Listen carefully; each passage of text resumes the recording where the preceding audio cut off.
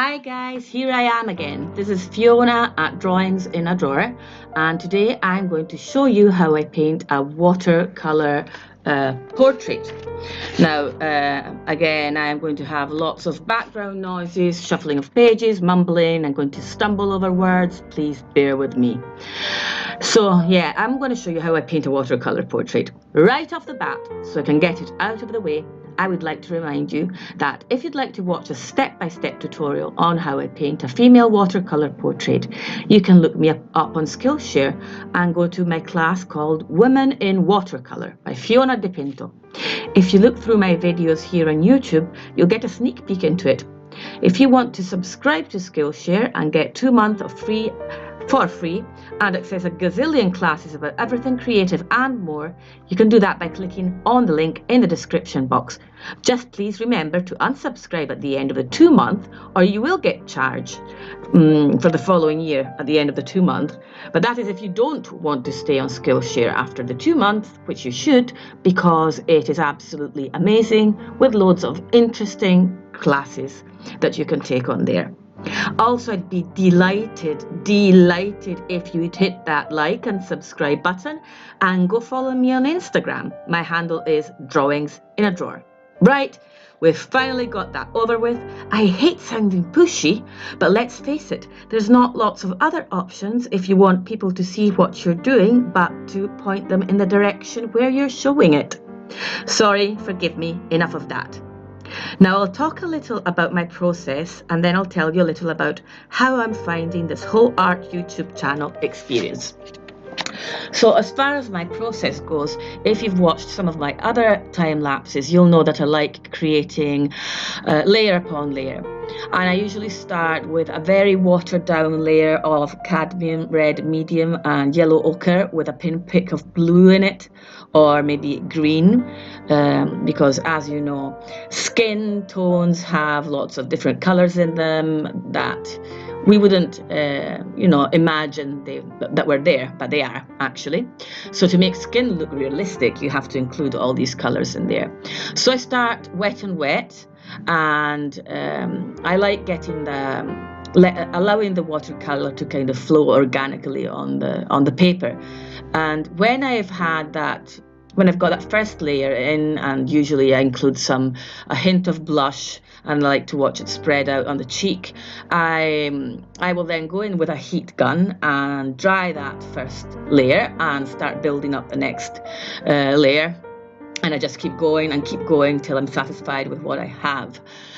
Now, I do a lot of lifting with kitchen paper, as I've said in other videos, but lots of artists don't use this technique. Some of them just work wet in wet the whole way through. And I find this very intimidating at the moment, because especially when it comes to portraits, you literally have basically no control over watercolor, which is an unpredictable medium in itself. So working wet and wet throughout a whole portrait is really, really challenging, and I am nowhere near that level of what can I call it? My skill sets are nowhere near that level yet. I would like to get there someday, but who knows? For now, I'm just going to keep painting, keep creating, and see where I get to. I am pretty satisfied with this portrait. This portrait is of a little girl, or should I say a young woman, who I know personally. So I didn't have any reference photos from places like Pixabay or Pinterest or any other place on the internet.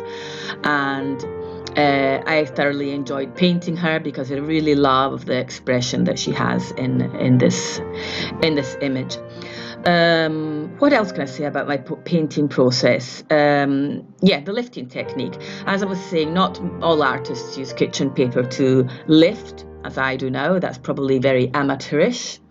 You can also lift watercolor by going in with a clean with a clean watercolor brush dipped in clear water, and you can lift color that's still damp that way. But you should watch out, because you cannot do that with every single color. Some are more staining than others. For example, blues are pretty staining. Phthalo blues, very staining. Oh, I found out how you said that. Phthalo. It's not phthalo, as I said in my previous video about the Daniel Smith dot chart and the Harry Potter time lapse. So yeah, and it's all a matter of building up layer upon layer. I've said this a gazillion times, and just keep going till you like what you see. There is very often a part in portraits, with watercolor at least. I'm not sure about other mediums because I haven't painted with oils or acrylics in ages, but definitely in watercolor, where you just think everything's gone to hell and you want to rip up the paper and just toss it into the bin.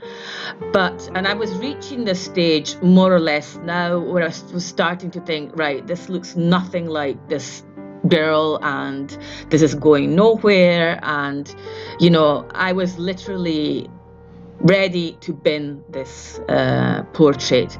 But for some reason, I just kept going on.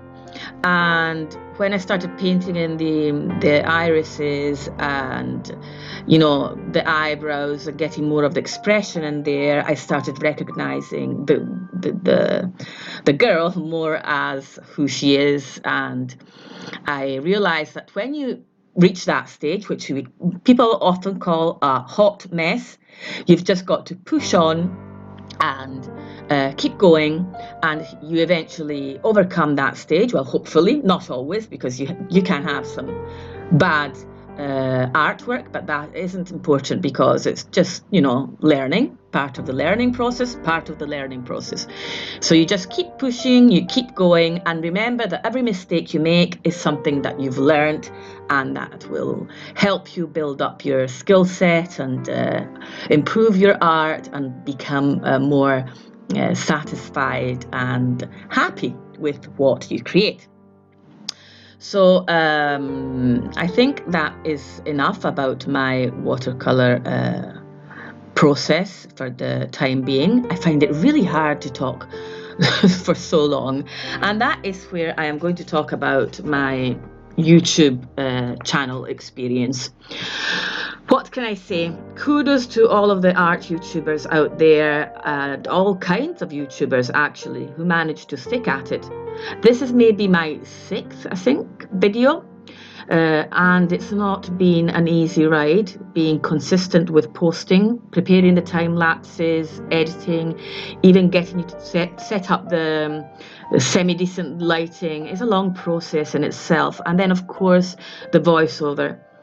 Again, I admire those people who can just talk for half an hour and never sound repetitive, or just blurt out some word that means nothing, like I often do, and then have to go back and start all over again. That's me. That is me. So I've decided it's going to be what it's going to be, and I know I won't sound professional in my voiceovers, but it's either this or nothing for me, actually. I really hope I'm not too bad at explaining stuff and saying what I'm trying to say, but unfortunately I am not a natural speaker or narrator, if I can say that. Maybe I'll get better as I go on, hopefully, or maybe I should script everything I narrate, but I don't think that's doable, because if you think how long, you'd have to write a lot to cover, like, what is this video? It's like almost 12 minutes. You'd have to write, like, I don't know how many pages to, and, you know, it would just sound kind of stilted and stiff and fake. Or maybe not. Maybe that's what I should be doing. I don't know. It's just a matter of trial and error at this stage, I think. Yeah, and I'm also feeling okay about it now, because, you know, I don't have that many subscribers here on YouTube yet. My channel is totally new. I don't know if it's ever even going to take off at all. So I'm just going to go with the flow, and I hope that I'm not embarrassing myself too much. So at the stage in the painting, I am painting the hair. and I'm using a flat brush to do that. I always use a flat brush to paint semi-straight hair. I think it makes the whole process much easier. Okay, my next video is going to be a time lapse of Vignette, the Amazon show character from Carnival Row, played by the actress ex-model Cara Delevingne. You can see that portrait on my Instagram if you want to. I'll leave all the links for the stuff down in the description box. And stay tuned if you want to check it out, because hopefully that will be out on my channel more or less this time next week, or maybe towards the end of next week. Thank you so much for watching. Keep creating, and I'll leave you with this the end of this time lapse. And thank you so much again, and bye for now.